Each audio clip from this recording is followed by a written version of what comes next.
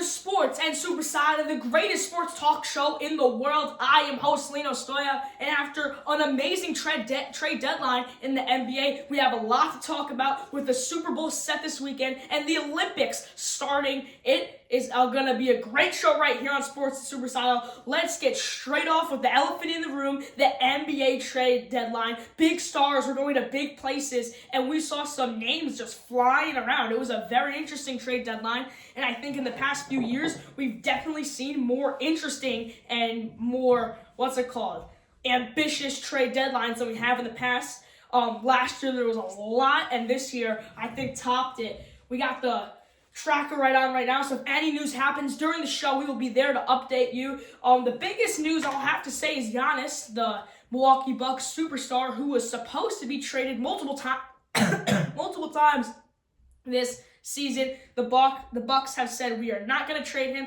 Giannis is staying in Milwaukee. Ja Morant's still waiting to hear on him. I don't think he's going to get traded at today's trade deadline, and I think that's going to be an off-season decision for him and the Grizzlies. But as for the other teams and other players, let's start off with Jared McCain, the superstar out of the 76ers, was traded to the OKC Thunder. He is ready to go and win a championship for the next 5 years, every year with them. This is really big. I think you're adding another young player to another young roster, and I just love this decision. I think it's scary if you're frequently facing OKC. As a Knicks fan, we don't face them that much, but come the time when the New York Knicks are going to be in the NBA Finals facing the OKC Thunder, I hope we don't see a lot from Jared McCain.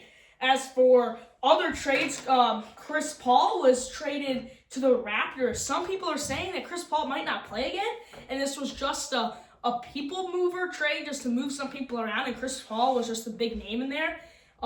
It's the injury. We're not certain on if Chris Paul will play again. Right before the All-Star break, Trae Young is expected to come back next week from an injury when he was traded. There are a few injured players out there that got traded in this trade deadline. And Chris Paul, we could not see him play a game in a Raptors uniform. But he did get traded to the Raptors, and he will play his next NBA game with the Raptors. As for some other teams and other names, we saw it's a great trade. Kuminga got traded to the Atlanta Hawks in a trade for Tingus Pingus to the Warriors. This is a big trade. Porzingis was a player that was supposed to be very big in this Atlanta roster, and especially with the way things have gone for Atlanta this season and Trae Young leaving, who was the player that was basically a guy who Atlanta said, hey, we're going to build around you this offseason. Tell us who you want to get. They got all these players. So now they just got a lot of players who could really only work with Trae Young. Anthony Davis, he's been hopping around the league all in the past 2 years, from Lakers to Dallas. Now he is on the Washington Wizards there to support Trae Young. Wizards have had a very ambitious trade deadline. Even though they're at the bottom of the league, they're making a rebuild, and they got a lot of superstars. Anthony Davis, though, he's getting to the older side of his career, and I saw this morning. He's missed a lot of games every season. He's been very injury prone. He hasn't been that consistent. So is this a little bit of a gamble? I do think so on the Anthony Davis. Ja Morant still is a little shaky whether he goes anywhere or not.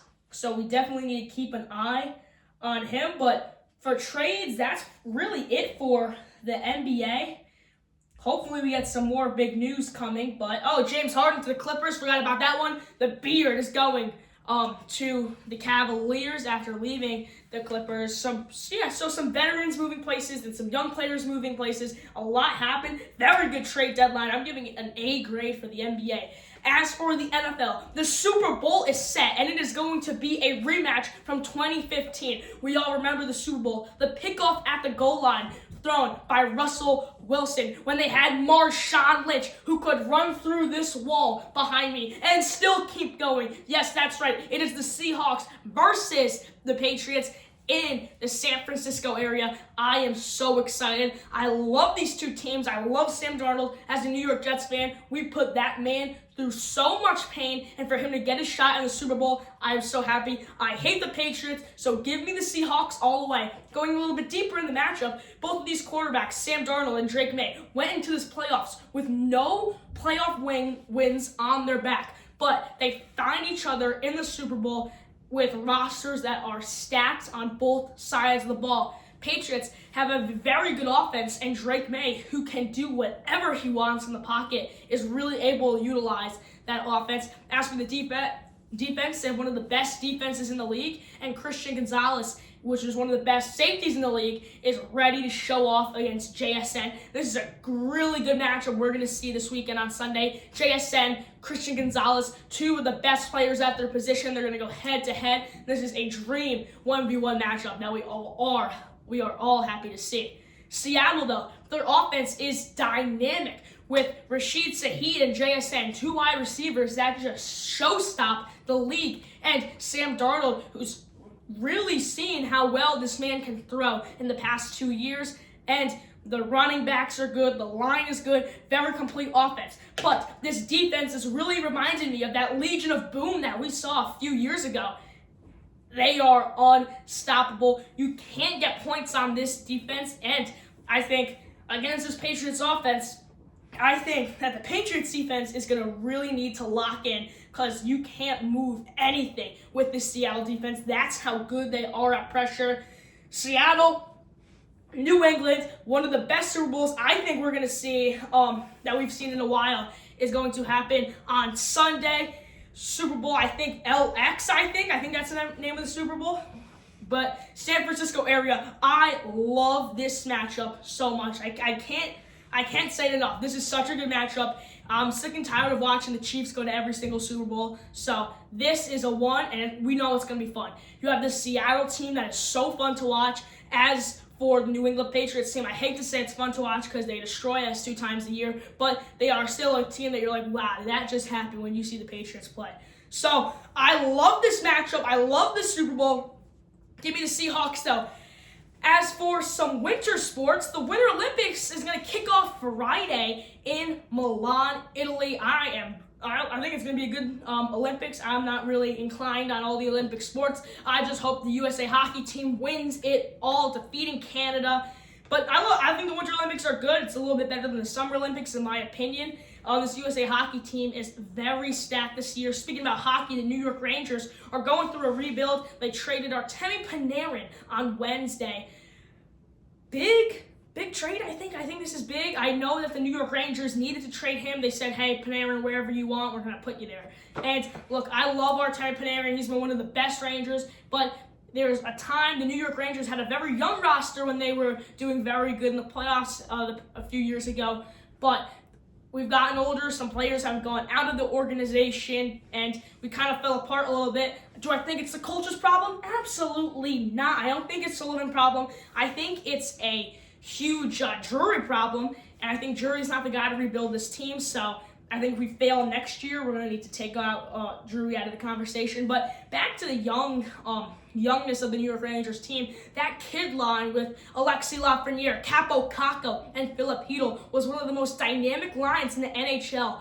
And they just scored all the time, paired with Keandre Miller back there on the D with Jacob Trouba. It was such a good line and fun line to watch, destroying teams in the playoffs. I love it. I wish we kept that line. Lafreniere stayed. He's really haven't maxed out on that potential we thought he was going to have. Capo Caco has left the organization, and Philip Hedl has suffered some brutal concussions that have led his career to kind of fall apart, so he's also out of the organization.